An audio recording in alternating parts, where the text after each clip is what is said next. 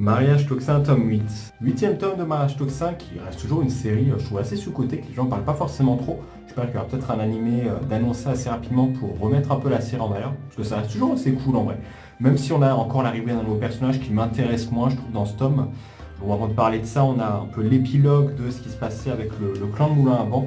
On a un peu, on raconte un peu leur backstory de ce qui s'était passé, comment est-ce qu'ils sont créés, tout ça.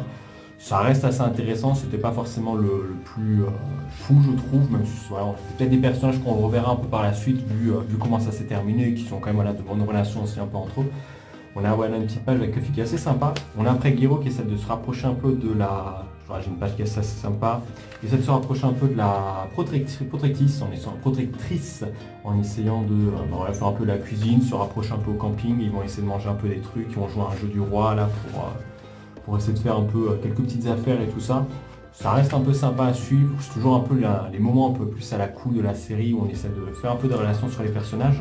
On a aussi après la fin, des Guiro qui se dit bah voilà maintenant j'ai 4 filles, il faudrait peut-être que je commence un peu à me dire est-ce que j'ai des sentiments pour eux ou essayer de rajouter encore un peu des expériences. Et justement des expériences, il va se passer des trucs en plus avec l'arrivée d'un autre personnage qui sera en lien avec un personnage qu'on connaît déjà, je ne vais pas forcément trop vous dévoiler les informations que j'aime un peu moins en vrai, elle essaie de jouer un peu double jeu, Guiro va devoir jouer un peu son petit copain pour un mariage arrangé qui se passe avec elle et avec son père, qui vont leur faire croiser la route d'un nouvel adversaire, je sais pas si j'aurai le trouver, qui est assez sympa en vrai, je vois que le nouvel adversaire, pas forcément, il a un design un peu atypique, pas forcément le plus fou, mais il a des petites refs un peu au niveau gaming, genre il utilise un truc avec une clé USB, il utilise voilà, on voit un peu avec l'un de ses pouvoirs, il utilise les termes de DLC, à un moment il utilise le terme de, je crois, checkpoint.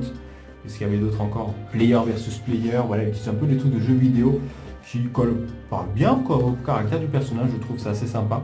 Donc on a un peu là la fille du coup qui va faire un peu se mettre devant son père pour essayer d'arranger un peu, d'annuler ce mariage arrangé qui se passe et qui l'enchante pas forcément trop. On commence à la fin à avoir des petits sentiments pour Guiro, on a l'impression, mais à voir si c'est vraiment réciproque, elle n'a pas l'air franchement très emballée, c'est pas forcément la candidate pour moi que je préfère le plus. Mais voilà, ça reste un tome assez cool, toujours Mariage Toxin, toujours pas mal d'action, toujours du sang, des personnages hauts en couleur qui brillent toujours un peu par leur ingéniosité. Et toi, t'en penses quoi?